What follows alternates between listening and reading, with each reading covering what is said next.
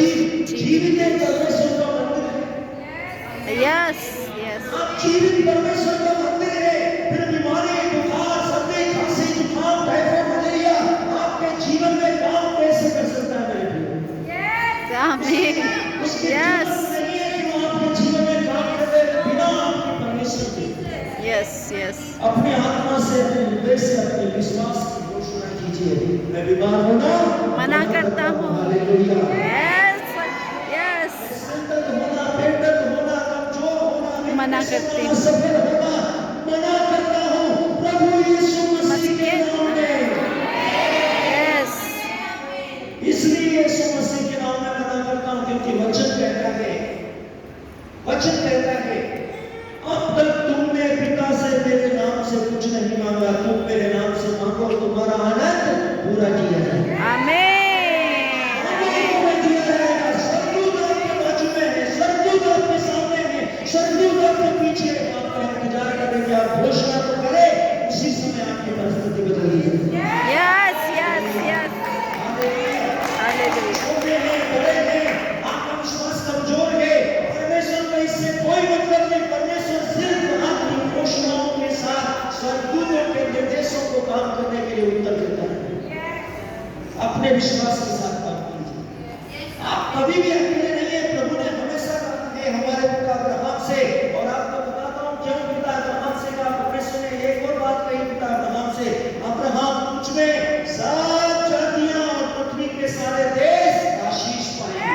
Yes आमीन hallelujah hallelujah जहाँ जहाँ तू जाएगा तेरा परमेश्वर यहोवा तेरे साथ होगा। हालेलुया। यस आमीन प्रार्थना करें या न करें, अब आप विश्वास करें या न करें, आपका प्रॉब्लम है, लेकिन आप जहाँ हैं वहाँ आपके कारण उन्नति होना चालू हो जाएगी। हालेलुया। यस आमीन यस हालेलुया लोग उन्नत हो रहे हैं, मैं उन्नत नहीं हो रहा क्योंकि आप घोषणा नहीं करते। हालेलुया। यस यस वचन कहता है जो व्यक्ति ये जानता है किंतु नहीं करता है कि उसे क्या करना है, उसको पाप लगता है। हालेलुया। यस आपको मालूम है मेरे जीव के वश में जीवन और मृत्यु दोनों है, और यदि आप उसका इस्तेमाल नहीं करते आप उसका फल पाएंगे। हालेलुया। Yes hallelujah. हालेलुया आपके जीव में जीवन और मृत्यु, आशीष और श्राप दोनों है। आप अपने श्राप से खुद छुटकारा पा सकते हैं क्योंकि प्रभु आप में रहता है और आप उसका सिंहासन है। आपके साथ परमेश्वर का आत्मा सहभागिता करता है। वचन में लिखा है व्यवस्था की ये पुस्तक तेरे हृदय से लगी रहे, तेरे चित्त से लगी रहे, दिन रात इस पर ध्यान कर, दिन रात इस पर मनन कर, दिन रात इसका अध्ययन कर। यदि तू इस पर मनन करता रहेगा तो ये तेरा साथ देते रहेंगे और तुझे अच्छी सफलता प्राप्त होगी। Hallelujah. Hallelujah hallelujah. Hallelujah hallelujah मैं जीवित हूँ मैं चंगा हूँ मैं स्वस्थ हूँ मैं रोग मुक्त हूँ मैं शैतानों को खदेड़ती हूँ।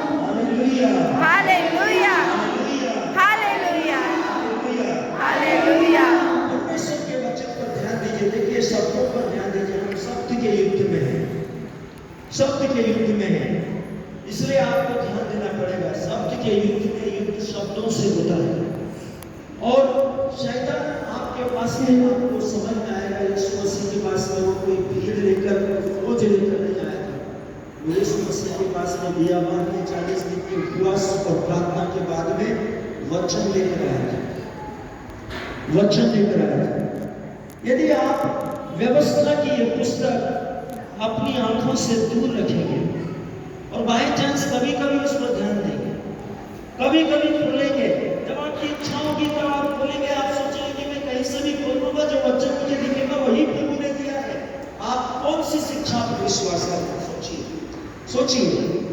मैं विश्वास करता हूं मेरे प्रियो कि बहुत से लोगों का जीवन के अंदर इसी प्रकार से वो परमेश्वर के शास्त्र को देखते हैं। नहीं मेरे प्रियो, यह परमेश्वर की ओर से सही शिक्षा नहीं है।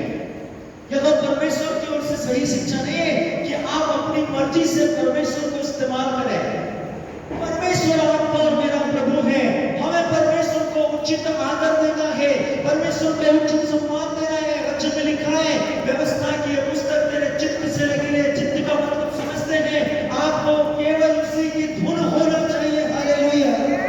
हालेलुया। जब आप उसकी धुन में लगे थे, हालेलुया।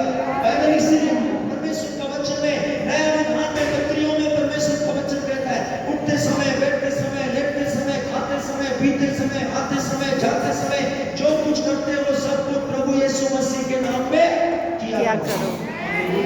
यस।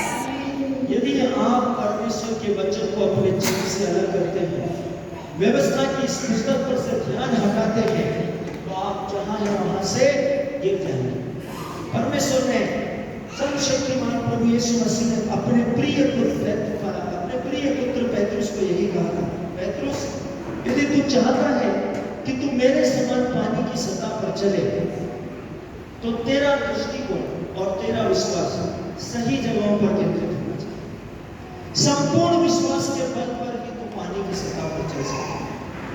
यदि आपका विश्वास जरा सा भी डामाडोल होगा, आप डूब जाएंगे, आप असफल हो जाएंगे, विफल हो जाएंगे, आप भटक जाएंगे, आप अपने जीवन में विचलित हो जाएंगे मेरे प्रियो, और आपको कोई हक नहीं मिलता कि आप परमेश्वर से कहें कि प्रभु हमारी प्रार्थनाओं का उत्तर नहीं सुनते हो।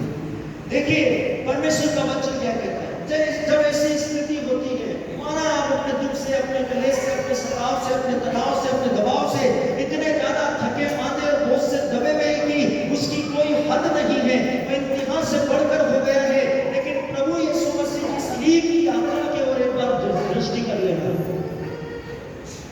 प्रभु यीशु मसीह के 6666 कोणों की ओर एक बार दृष्टि कर लेना, और हो सके तो एक बार अध्ययन करके देख लेना कि यीशु को जिन कोणों से मारा गया था वो कोड़े कैसे थे, और ये भी पता कर लेना कि अंतिम प्यालों के पहले उसने क्या खाया था और क्या पिया था, और ये भी पता कर लेना कि वो इतना सामर्थी था कि जब बेतसैनी की बारी में फरीसी और शास्त्री, जिनके पास में अपनी अपनी पलटनें थी, 600 व्यक्तियों की पलटनें थी, जब वे लोग यीशु को लाठियां, तलवार और भाले और मसाले लेकर पकड़ने के लिए आए, तब उन्होंने यीशु से पूछा, यीशु ने उनसे पूछा, किसको खोजते हो?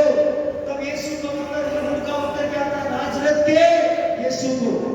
यीशु ने कहा, मैं ही हूँ। सबके सब पैरालाइज्ड होकर गिर पड़े जमीन पर, और उनमें ताकत नहीं थी कि गर्दन इधर कर ले या इधर कर ले, सब मरे के समान थे। प्रभु इतना सामर्थी था कि उसी समय पेतरुस को बोल सकता था कि उनके सबकी तलवारें ले लो, उनके सिर काट दो, लेकिन प्रभु ने क्या कहा मेरे लिए? प्रभु ने उनको उठाया और उनसे कहा, किसको खोजते हो? और वे सब के सब समझ गए कि ये जो सामने खड़ा हुआ है ये कोई साधारण मनुष्य नहीं है, ये जो सामने है ये साधारण मनुष्य नहीं है। उन्होंने कहा, नाज़रेत के यीशु को। यीशु ने क्या कहा? यदि तुम मुझे पकड़ने के लिए आया तो इनको जाने दो। Glory to God. परमेश्वर सर्वशक्तिमान है। परमेश्वर सर्वशक्तिमान है। आपको मालूम है यीशु ने प्रेरितों को जाने के लिए क्यों कहा? प्रेरितों को छोड़ने के लिए क्यों कहा? क्योंकि यीशु उनको अपने साथ ले गए थे ताकि वो घड़ी भर यीशु के साथ क्या कर सके? प्रार्थना कर सके। सुनिए, ये शब्दों के युद्ध में है, तो आपको पता चलना चाहिए कि यीशु ने उनसे क्या कहा था। जब उनकी आंखें भारी थी और वो सो रहे थे, यीशु आए उनके पास, तो उन्हें सोता हुआ पाया। यीशु ने उन्हें जगाया और क्या कहा? उठो और जागते रहो, प्रार्थना करते रहो। उठो और जागते रहो, प्रार्थना करते रहो। आपको मालूम है, जागते रहो, प्रार्थना करते रहने का मतलब क्या है? सावधान रहो, सतर्क रहो। आपका शत्रु दहाड़ते हुए सिंह के समान विचरण करता है। आपको नहीं मालूम अंधकार में से आएगा या प्रकाश में से आएगा, आगे से आएगा या पीछे से आएगा, लेकिन यदि आप सोए हुए हैं तो निश्चय आप उसके फंदे में फंस जाएंगे। निश्चय